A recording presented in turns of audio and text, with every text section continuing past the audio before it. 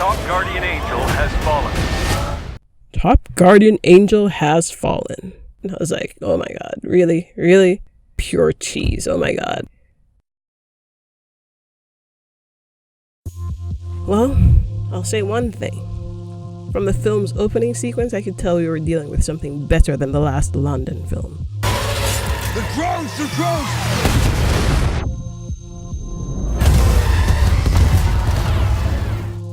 Things just seemed more realistic. The last one played like a video game and looked like they used lens flares for firepower or something.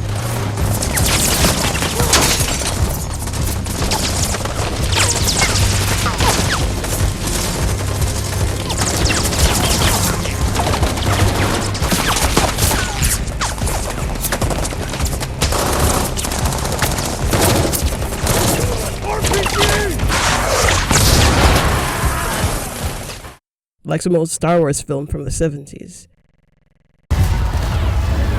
Don't move! Don't move! I'm coming to you!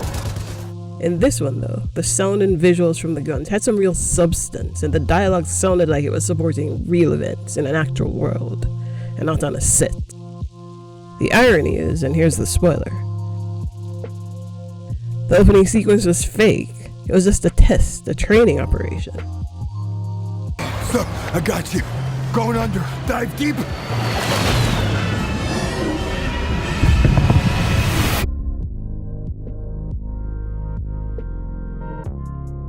The fact that their Secret Service trial operation packed more of a punch than the big finale of the last film shows someone recognized the flaws in that movie and they upped their game, which is good. The writers changed. Rothenberger and Benedict stayed on, of course, as they're the series creators. But Goodcast and St. John are off the team. That was probably a good start. In fact, it was very obvious to me while watching the second that I wasn't dealing with the same writing team as the first film.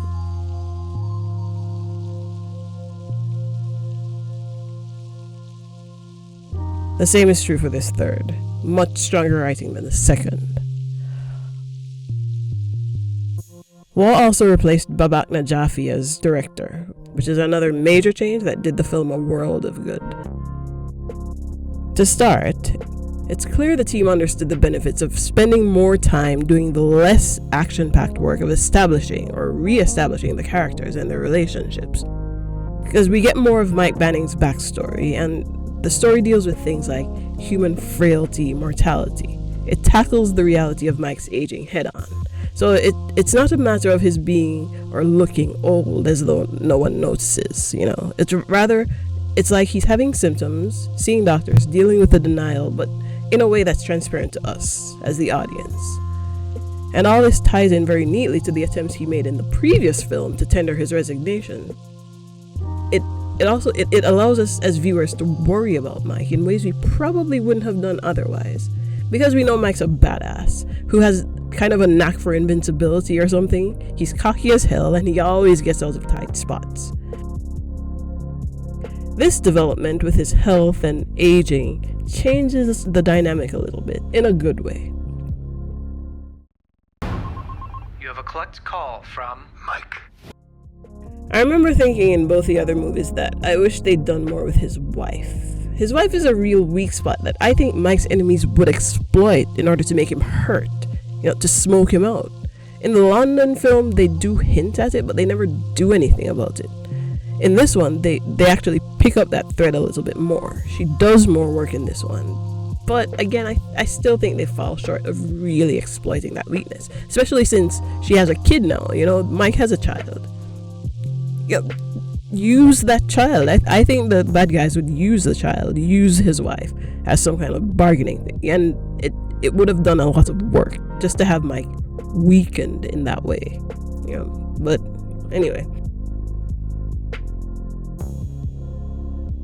Jada Pinkett Smith. I remember someone mentioning Pinkett Smith playing the head of the FBI and sounding rather surprised about it, and I was like, "Are you kidding me?" It didn't shock me at all, because I remember Jada Pinkett from her early work like A Low Down Dirty Shame, and I used to swear she always played the same character, that hard-ass girl being a tough guy role. And I actually got kind of tired of her and stopped watching her movies for a while. So for this movie, I thought, here we go, she's gonna do that again. But when I actually watched it, I pretty much forgot about her. It was like Jada Pinkett was there the whole time and I didn't even notice. So she masked herself pretty well, I think, and just filled out the role. It was in the credits that her name popped up and I was like, oh yeah, she was supposed to be in this. She was that FBI lady. So, good job there, Jada. Listen to me. We're gonna make a move. Now people are gonna fall. One of the things I always liked about these films was that the filmmakers took care to ensure you knew what was going on in the action sequences. I hate movies where the action is just a bunch of loud noises and carelessly choreographed movements that are just basically a smoke screen. I'm going from memory here, but I think the only one that I had some trouble with happened in a car, and you could hardly blame them for that. It's not really possible to make everything clear in such close quarters. So they did okay with that. And again, the sound and the visual effects were solidly done in this one, thank God. Nothing like those cotton candy graphics in London.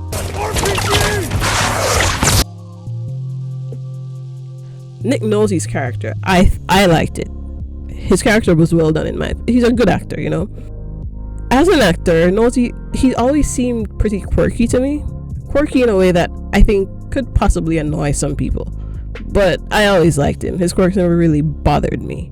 But somehow I think those quirks just kind of blended right into this character and made him more believable. He just sounds and looks exactly like such a weird, eccentric recluse would, It worked. It just worked. I guess I am making some kind of an attempt not to spoil everything here.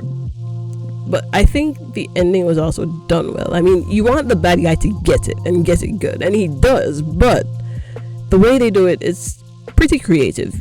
You think they might be tempted to go over the top, do something wild and crazy and huge. But they don't. They get the bad guy, of course, but they don't overdo it. They don't overdo it, and it's still satisfying. So, to sum up everything, in the universe of action movies, I'd give this a solid 9. It has lots of good explosions, but doesn't overdo it. It pays attention to the characters. It has its smart-ass lines. Those you just have to have them in those kinds of movies. So they're not the greatest, they're not the best written lines in the world. They're there. Fine. The bad guys are tough. The good guy is just a shade tougher. He goes through his rough times, gets out of them. The film does a pretty good job with the humor too, although sometimes maybe it tries a little too hard. The reviews from the major press houses like the New York Times are lackluster, but I think they're judging by pretty high standards. They review Oscar-level movies too, and this just isn't that type of film. I think it's worth watching. If you haven't seen the movie yet, I'd say go watch it. If you're an action movie fan, this will scratch your itch. If you were disillusioned, as I was, by London Has Fallen and still have a bad taste in your mouth, I'd say give it another try. This one redeems itself. I even prefer this to Olympus, so those are my 2 cents.